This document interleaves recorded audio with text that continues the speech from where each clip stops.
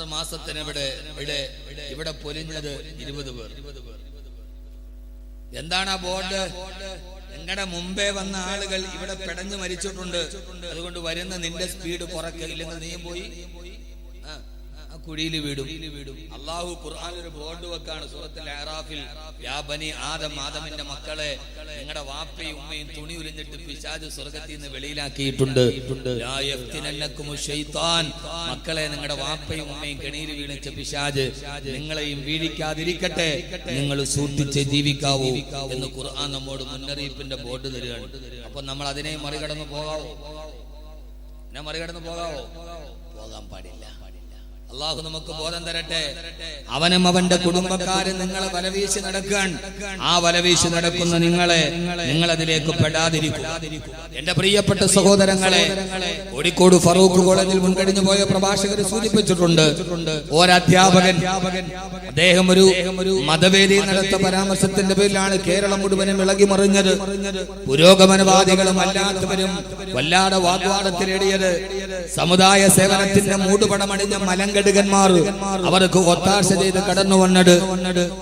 എന്നിട്ട് അവർ പിന്നീട് ആ പോസ്റ്റുകൾ തിരുത്തിയത്. രാത്രിയിൽ കോഴിയെ പിടിക്കുകയും ഉച്ചയ്ക്ക് അതിന്റെ പേരിൽ അനുശോചനം അർപ്പിക്കുകയും ചെയ്യുന്ന ഈ പരിപാടി അത്ര വലിയ കപട മതേതരവാദികൾക്ക് നല്ലതല്ല. ഈ മതേതരവാദം വല്ലാതെ കൂടി അതത്ര നല്ലതല്ല.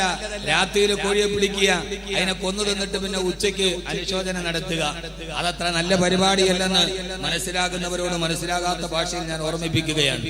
അതുകൊണ്ട് ഫറൂഖ് കോളേജിലെ ഒരു അധ്യാപകൻ, അദ്ദേഹം വസ്ത്രത്തിന്റെ രൂപവുമായി ബന്ധപ്പെട്ട ഒരു പരാമർശം നടത്തിയപ്പോ ആ പരാമർശത്തെ ഏറ്റുപിടിച്ച ആളുകൾ, അദ്ദേഹത്തിനെതിരെ കേസെടുത്ത ആളുകൾ നിങ്ങൾക്കറിയുമോ എന്ന് എനിക്കറിയില്ല. കേരളം അറിഞ്ഞ മലയാളം അറിഞ്ഞ ഏറ്റവും വലിയ മഹാകവിയായിരുന്ന കുമാരനാശാന്റെ കുമാരനാശാൻ ദുരവസ്ഥ എഴുതി. ആ ദുരവസ്ഥയിൽ കുമാരനാശാൻ ക്രൂര മുഹമ്മദർ ചിന്തുന്ന ഹൈന്ദവ ചോരയിൽ ചൊന്നിടും ഏറുനാട്ടിൽ എന്ന് കുമാരനാശാൻ ഒരു വരി എഴുതി. ക്രൂര മുഹമ്മദർ ചിന്തുന്ന ഹൈന്ദവ ചോരയിൽ ചേർന്നിടും ഏറനാട്ടിൽ എന്ന് മുസ്ലിമീങ്ങൾക്കെതിരെ മുസ്ലിമീങ്ങൾ ഹൈന്ദവരെ മുഴുവനും കൊല ചെയ്യുന്നു എന്ന അർത്ഥത്തിൽ ഒരു കവിത എഴുതി. അന്ന് ജീവിച്ചിരുന്ന മഹാനായ ഒരു സമൂഹത്തിന്റെ തുടിപ്പുകൾ അറിഞ്ഞ് ക്രാന്ത ദാർശനികതയോടെ ഇടപെട്ട ആളെ വെച്ചപ്പോ കേട്ടപ്പോ കയറെടുത്തത് ആളല്ല, പെട്ടെന്ന് ഫേസ്ബുക്കിൽ പോസ്റ്റ് ചെയ്ത നേതാക്കന്മാരില്ല. മഹാനായ മർഹൂം CH മുഹമ്മദ് സാഹിബ് അടക്കം മഹാനായ സീതി സാഹിബ് ഉൾപ്പെടെയുള്ള മുഴുവൻ പരിഷ്കർത്താക്കളും അതിനെതിരെ മുമ്പോട്ട് വന്നു. അവസാനം ഇത് തെറ്റാണ്, ഹിന്ദുക്കളുടെ രക്തം മുസ്ലിമീങ്ങൾ ചിന്തിയിട്ടില്ല, കവിതയിൽ പരാമർശം ഒഴിവാക്കണമെന്ന് കുമാരനാശാന്റെ കവിതയെ കുറിച്ച് സീതി സാഹിബ് അടക്കമുള്ള ആളുകൾ രംഗത്തോട്ട് വന്നു. അവസാനം തിരുവനന്തപുരത്തെ മുസ്ലിം ഹോസ്റ്റലിൽ വന്ന് കുമാരനാശാൻ താൻ പറഞ്ഞത് ആ രീതിയിലല്ല, ആ അർത്ഥത്തിലല്ല എന്ന് പറയുകയും അദ്ദേഹം അതിൽ ഖേദം പ്രകടിപ്പിക്കുകയും പിന്നീട് അത് മാറ്റാൻ വേണ്ടി ഇനി ഞാൻ ഒരിക്കലും അത് ചെയ്യില്ല, ഞാൻ ഹൈന്ദവ മുസ്ലിം സാഹോദര്യത്തിന് വേണ്ടി അടുത്ത ഒരു കവിത എഴുതുമെന്ന് പറഞ്ഞിട്ട് കുമാരനാശാൻ അവിടെ നിന്ന് ഇറങ്ങിപ്പോയി. അന്ന് ആര് ഫേസ്ബുക്ക് എടുത്തു വെച്ചിട്ട് കുമാരനാശാനോടൊപ്പം എന്ന് പറഞ്ഞ ഹാഷ്ടാഗ് ചെയ്ത് കളിച്ചില്ല. കുമാരനാശാൻ കവിതയിൽ എഴുതിയിട്ടുണ്ട്. നിങ്ങൾക്കറിയുമോ എന്ന് എനിക്കറിയില്ല. സീതാചക്രം എന്ന് പറയുന്ന ഒരു നോവലിൽ പുനത്തിൽ കുഞ്ഞബ്ദുള്ള, സ്ത്രീയുടെ മാറിടത്തെ കുറിച്ച് അന്തരിച്ചു പോയ എഴുത്തുകാരൻ പുനത്തിൽ കുഞ്ഞബ്ദുള്ള, അദ്ദേഹത്തിന്റെ സീതാചക്രത്തിൽ ഒരു വലിയ വീട്ടിലെ വേലക്കാരികളായ പെണ്ണുങ്ങളുടെ ശരീരത്തിന്റെ അവയവങ്ങളെ, സ്ത്രീ അവയവത്തെ കുറിച്ച് പുനത്തിൽ കുഞ്ഞബ്ദുള്ള എഴുതിയ നോവൽ ഇപ്പോൾ ലഭ്യമാണ്. ഒന്ന് വായിച്ചു നോക്കിയാൽ പലതന്റെ പേരിൽ കേസെടുക്കേണ്ടി വരും. ആ വാക്കുകൾ ഞാനിവിടെ ഈ സദസ്സിൽ അത് പറഞ്ഞ് ഞാനൊന്നും പറയുന്നില്ല, കാരണം ആ വാക്കുകൾ പറയാൻ എനിക്കിഷ്ടമല്ല. ഞാൻ എപ്പോഴും വാക്കുകളിൽ സഭ്യത സൂക്ഷിക്കാൻ ആഗ്രഹിക്കുന്ന ആളാണ്. കേരളത്തിന്റെ മുൻ ചീഫ് സെക്രട്ടറി, നമ്മുടെ കേരളത്തിന്റെ മുൻ ചീഫ് സെക്രട്ടറി 1960 ലണ്ടനിലെ മേരി ക്യാൻഡ് എന്ന ഫാഷൻ ഡിസൈനർ മിനി സ്കേർട്ട് അവതരിപ്പിച്ചു. അദ്ദേഹം എഴുതുകയാണ്, കേരളത്തിന്റെ ഒരു മുൻ ചീഫ് സെക്രട്ടറി 1960, ഇത് നിങ്ങൾ നന്നായിട്ട് കേൾക്കണം, ബാക്കി പിന്നെ നിങ്ങൾ വായിച്ചോണം, ഞാൻ വാതിലോട്ട് പോവാണ്. 1960 ലണ്ടനിലെ മേരി ക്വാൻഡ് എന്ന ഭാഷൻ ഡിസൈനർ മിനി സ്കേർട്ട് അവതരിപ്പിച്ചു. നീളം കുറഞ്ഞ ഒരു മിനി സ്കേർട്ട് പെണ്ണുങ്ങൾ ഇടുന്ന. ഇപ്പോൾ മിനിക്ക് പ്രായഭേദമില്ല. മിനി സ്കേർട്ട് ഇപ്പൊ പ്രായഭേദമില്ലാതെ എല്ലാവരും ധരിക്കുന്നുണ്ട്. ബാക്കി എഴുതിയല്ല, കേരളത്തിന്റെ മുൻ ചീഫ് സെക്രട്ടറി എഴുതിയതാണ്. പിഞ്ചു ബാലികമാർ മുതൽ സിന്ധി പശുക്കളെ വെല്ലുന്ന രീതിയിൽ കൊഴുത്തു തടിച്ച ഉപ്പുമാങ്ങ ഭരണികൾ വരെ ഈ മിനിയുടെ ആരാധകരാണ്. മിനി സ്കേർട്ട് ധരിക്കുന്നവരെ കുറിച്ച് കേരളത്തിന്റെ മുൻ കോട്ടും സൂട്ടുമിട്ട ചീഫ് സെക്രട്ടറി ഈ തൊപ്പിയും നാടിയും വെച്ച മുരിയാരല്ല, അവരെല്ലാം നിങ്ങൾക്ക് കൊത്താൻ വലിയ എളുപ്പം. അദ്ദേഹം എഴുതുകയാണ്, പിഞ്ചു ബാലികമാർ മുതൽ സിന്ധി പശുക്കളെ വെല്ലുന്ന രീതിയിൽ കൊഴുത്തു തടിച്ച ഉപ്പുമാങ്ങ ഭരണികൾ വരെ മിനിയുടെ ആരാധകരാണ്. ഞാൻ ഈയിടെ ദുബൈയിൽ ഒരു പള്ളിയിൽ പോയി. കുറച്ചു കഴിഞ്ഞപ്പോൾ ഭക്തജനങ്ങളുടെ വരവായി നിതംബം താളാത്മകമായി ചലിപ്പിച്ച് മൈക്രോ മിനികൾ മുതൽ അനിക്രോ മിനികൾ മുൻപിൻ ഭാഗങ്ങൾ ഉദാരമായി തുറന്നിട്ടിട്ടുണ്ട്. പള്ളി നിറയെ ചെറുപ്പക്കാർ. നിങ്ങൾ നന്നായിട്ട് കേൾക്കണേ. നിതംബം താളാത്മകമായി ചലിപ്പിച്ചു മൈക്രോ മിനികൾ മുൻപിൻ ഭാഗങ്ങൾ ഉദാരമായി തുറന്നിട്ടിട്ടുണ്ട്. പള്ളി നിറയെ ചെറുപ്പക്കാർ ഈത്തപ്പഴത്തിൽ ഈച്ച പൊതിയുന്നത് പോലെ, വത്തക്കൊന്നുമല്ല, ഈത്തപ്പഴത്തിൽ ഈച്ച പൊതിയുന്നത് പോലെ കുർബാനയ്ക്ക് വേണ്ടി മാദകത്തിടമ്പുകൾ മുട്ടിന്മേൽ നിൽക്കുന്നത് കണ്ടപ്പോ എന്റെ സപ്തനാഡികളും തളർന്നുപോയി. കുർബാനയ്ക്ക് വേണ്ടി മാദകത്തിടമ്പുകൾ മുട്ടിന്മേൽ നിൽക്കുന്നത് കണ്ടപ്പോൾ എന്റെ സപ്തനാഡികളും തളർന്നുപോയി. ബന്ധനത്തിൽ നിന്നും മോചനം നേടാൻ വെമ്പുന്ന കുജകുംഭങ്ങളിലോ കുർബാനയപ്പം വിതരണം ചെയ്യുന്ന അച്ഛന്റെ കരങ്ങളിലോ എവിടെയാണ് ശ്രദ്ധിക്കേണ്ടത് എന്ന് എനിക്ക് കഴിഞ്ഞില്ല. മോചനം നേടാൻ വെമ്പുന്ന കുജകുംഭങ്ങളിലോ കുർബാനയുടെ അപ്പം വിതരണം ചെയ്യുന്ന അച്ഛന്റെ കരങ്ങളിലോ എവിടെയാണ് ശ്രദ്ധിക്കേണ്ടത് എന്ന് എനിക്ക് അറിയില്ല. ദുബൈയിലെ ഊദാമേത്തോ മെട്രോ സ്റ്റേഷന് സമീപമുള്ള ക്രിസ്ത്യൻ ചർച്ചുകളിൽ കുർബാനയ്ക്ക് വന്ന വിശ്വാസികളുടെ മാറിടങ്ങളെ വർണ്ണിച്ചുകൊണ്ട് കേരളത്തിന്റെ മുൻ ചീഫ് സെക്രട്ടറി എഴുതിയ ഒരു ലേഖനത്തിന്റെ വരികളാണ് ഞാൻ വായിച്ചത്. ഇനി ഇതിനെക്കുറിച്ച് നിങ്ങൾക്ക് ധാരാളമായി വായിക്കണമെന്നുണ്ടെങ്കിൽ മലയാളത്തിന്റെ സുഹൃതം സുപ്രഭാതത്തിൽ ഇന്ന് ബഹുമാന്യനായ സുന്ദരമായ ചുരിക ചലിപ്പിച്ച ബഹുമാന്യനായ എഴുത്തുകാരൻ മിഥിലാജ് റഹ്മാനി ഇന്ന് സുപ്രഭാതത്തിൽ ഇതിനെക്കുറിച്ച് വളരെ വിശദമായി എഴുതിയിട്ടുണ്ട്. നിങ്ങളത് കൃത്യമായി വായിച്ചു നോക്കണം. ആർക്കെതിരെയാണ് കേസെടുക്കേണ്ടത്? ഈ കേരളത്തിന്റെ മുൻ ചീഫ് സെക്രട്ടറി എഴുതിയ ഈ പെണ്ണിന്റെ മാറിടത്തെ വർണ്ണിച്ച ഈ വാക്കുകൾക്കെതിരെ കേസുകൾ നിലനിൽക്കുന്നുണ്ടോ? അതൊരു പ്രസംഗമല്ല, അത് അക്ഷരമായി ആളുകൾ ഇപ്പോഴും വായിച്ചു കൊണ്ടിരിക്കുകയാണ്. മലയാളത്തിന്റെ നോവലിസ്റ്റുകൾ പെണ്ണിന്റെ സ്ഥലങ്ങളെ കുറിച്ച് വർണ്ണിച്ച് എഴുതിയിട്ടുണ്ട്. ആവിഷ്കാര സ്വാതന്ത്ര്യത്തിന്റെ പേരിൽ കേസുകളില്ല, ഫ്ലാഷ് മോബുകൾ നടത്താൻ ആളുകളില്ല, ടാഗ് ചെയ്യാൻ ആളുകളില്ല, പിന്തുണ പ്രഖ്യാപിക്കാൻ കപട മതേതരവാദികളുമില്ല. ഞാൻ പറഞ്ഞത് എന്റെ പ്രിയപ്പെട്ട സഹോദരങ്ങളോട് ആ വിവാദത്തിലേക്ക് ഞാൻ ഇനി ഒന്നുകൂടി പറയുന്നില്ല.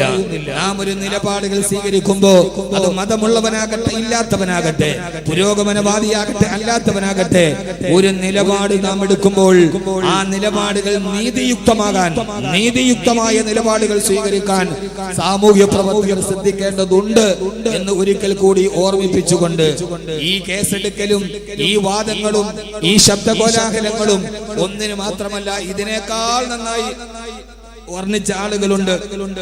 ജഗതി ശ്രീകുമാർ പ്രസംഗിച്ചിട്ടുണ്ട്. ആ പ്രസംഗമൊന്നും ജൗഹർ മുനവ്വറിന്റെ പേരിന്റെ ഒരു പ്രസംഗത്തിന്റെ 7 അയൽപക്കത്ത് അദ്ദേഹത്തിന്റെ പ്രസംഗം എത്തിയിട്ടില്ല. ജഗതി പ്രസംഗിച്ചതുപോലെ എത്രയോ ആളുകൾ, ആരൊക്കെ ആളുകൾ മലയാളത്തിന്റെ ടിവി ചാനലുകളിൽ സ്ത്രീയുടെ ഈ ശരീരത്തെ കുറിച്ച് അവതരിപ്പിച്ചിട്ടുണ്ട്. ആർക്കും പ്രശ്നങ്ങളില്ല. ഇവിടെ പ്രശ്നം പറഞ്ഞ ആളുടെ പേരും ജാതിയുമാണ് എന്ന് സംശയിച്ചാൽ ആ സംശയം അസ്ഥാനത്തല്ല എന്ന് ഓർമ്മിപ്പിച്ചുകൊണ്ട് തന്നെ ഞാൻ വീണ്ടും എന്റെ സഹോദരങ്ങളോട്, എന്റെ സഹോദരങ്ങൾ പറഞ്ഞാൽ അള്ളാഹുവിൽ വിശ്വസിക്കുന്ന അള്ളാഹുവിന്റെ പ്രവാചകൻ നബി മുഹമ്മദ് മുസ്തഫ,